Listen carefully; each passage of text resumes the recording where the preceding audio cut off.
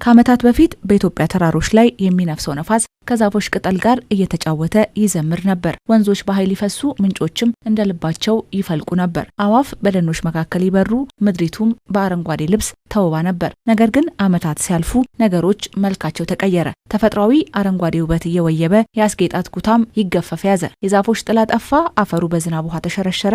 አንዳንድ ወንዞችም የቀድሞ ፍሰታቸውን አጡ። ይሄኔ አየሩም ምድሩም ስለ ህልውናው ተጣራ። ከዚያም ነው እንግዲህ ጥሪው ጆሮ አግኝቶ የተስፋ ጉዞ የተጀመረው። ኢትዮጵያ አረንጓዴ አሻራ ስትል ንቅናቄ ጀመረች። የዚህን ንቅናቄ ፋይዳም ትውልዱ በሚገባ የተረዳው ሆኗል። አፈር ለምነትን ይጠብቅልናል። የአፈር መሸርሸር እንዲቆምና በከፍተኛ ሁኔታ አሁን ስጋት ላይ እንዳለው በዚህ 10 ዓመት ውስጥ በታየው መልኩ 14 ዲግሪ ሴልሺየስ ጨምሯል ያለ ሙቀት።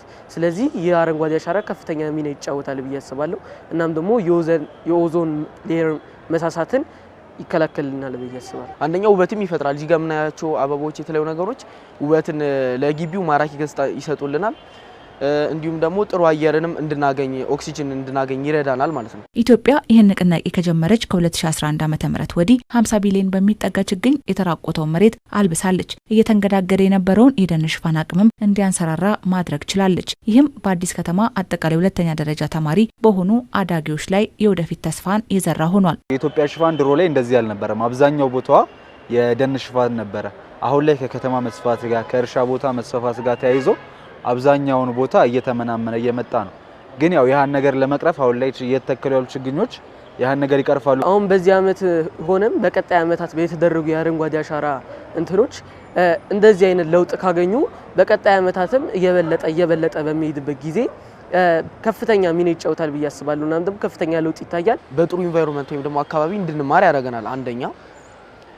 ሁለተኛ ደግሞ ለቀጣዩ ትውልድ ለኛም እንዲሁም ደግሞ ለቀጣዩ ትውልድ ምቹና የተስማማ አካባቢን ከመፍጠር አኳያ ትልቅ ጠቀሜታ አለው። ዛሬ የሚተከለው አንድ ችግኝ ነገ ለኢትዮጵያ የህይወት ጥላ የሚሆን ትልቅ ዛፍ ነውና ነጋቸውን በመስራትና በባዶ ምድር ላይ ትንንሽ ችግኞችን በማሳረፍ ሂደት አሻራቸው አርፎበታል። እንደ ትምህርት ቤትም እንተክላለን።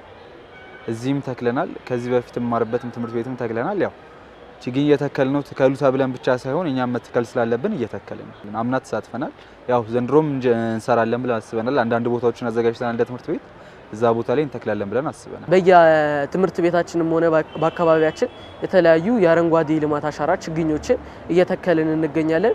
እናም ደግሞ ማህበረሰቡ ያልተገነዘበው ነገር ካለ በሚጠይቁን ጊዜ ትምህርት በመስጠት ይችላል፣ ግንዛቤ በመስጠት እያስረዳን ለቀጣይ ትውልድም ማስተማሪያ እንዲሆን አንዳንድ አካባቢ ላይ ደግሞ እውቀት የሌላቸው ስለ አረንጓዴ አሻራ ምንነት የማያውቁ ስላሉ እነሱን በማስተማርና በማስረዳት ላቅ ያለ ቦታ ላይ ልናደርሰው እንችላለን። ወቅቶች ቢቀያየሩ ዘመናትን ቢያልፉ አረንጓዴ ውበት እንዳይጠፋ አረንጓዴ አሻራ የአንድ ዘመን ብቻ ሳይሆን ከትውልድ ወደ ትውልድ የሚቀጥል የልማት ባህል ሆኖ መጽናት ይኖርበታል። ለዚህ ደግሞ ትውልዱ ሚና አለው።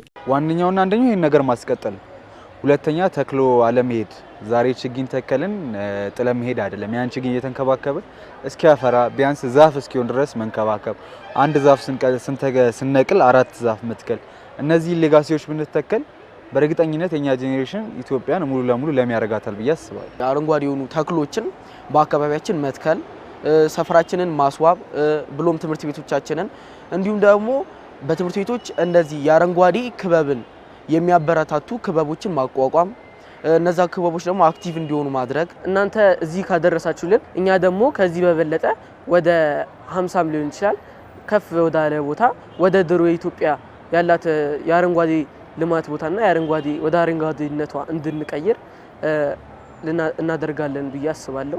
አረንጓዴ አሻራን ባህል በማድረግ ሂደት ትምህርት ቤቶችም ሚናቸው ብዙ ነው። የአዲስ ከተማ አጠቃላይ 2ኛ ደረጃ ትምህርት ቤት መምህራን ይህን እያደረጉ ነው። የአረንጓዴ ተክሎች ምን ጥቅም አላቸው የሚለውን አወራቸዋለሁ። ከዛ ባሻገር ድሮ የደን ሽፋናችን 40% ነበር እላቸዋለሁ። አሁን ግን የደን ሽፋናችን እዚህ ላይ ደርሷል። አሁን ደግሞ 23% እንደደረሰ ያን ኮምፔር እያደረግን እነግራቸዋለን። እነሱ ደግሞ በተግባር ያስተማርናቸውን ነገር በተግባር እንዲያሳዩ ሁሌ ሰኔ ላይ አትክልት እንዲተክሉ እናደርጋለን። በጋ ላይ የመንከባከብ ስራ እንዲሰሩ እናደርጋለን። ትምህርት ቤቱ ተማሪዎች በግቢ ውስጥ አረንጓዴ አሻራቸውን እንዲያሳርፉ ማድረግ ብሎም ከትምህርት ቤታቸው ውጪ ችግኝ እንዲተክሉም ያደርጋል። ቡና ተክለናል፣ ጽድ ተክለናል፣ ይሄ ምንድነው ዝግባ ተክለናል። የተለያዩ ፍራፍሬዎችን ተክለናል። አበባ ኦርናሜንታል ፕላንትስ እነሱንም ተክለናል። ይሄ ሁሉ የምታየው እዚህ ዙሪያውን ያለው ያኔ ባዶ ነበረ። እኛ የተከልናቸው ናቸው። በተለያዩ ጊዜያት ይሳተፋሉ፣ ጥሪ የሚደረግላቸዋል። ግቢ ውስጥ ከሚተከለው ችግኝ በተጨማሪ ወጥተውም በጋራ ሆነው የተለያዩ የተራቆቱ ቦታዎችን የሚተክሉበት ሁኔታ አለ። ይሄ ደግሞ ለቀጣይ ተስፋ ነው የሚሆነው።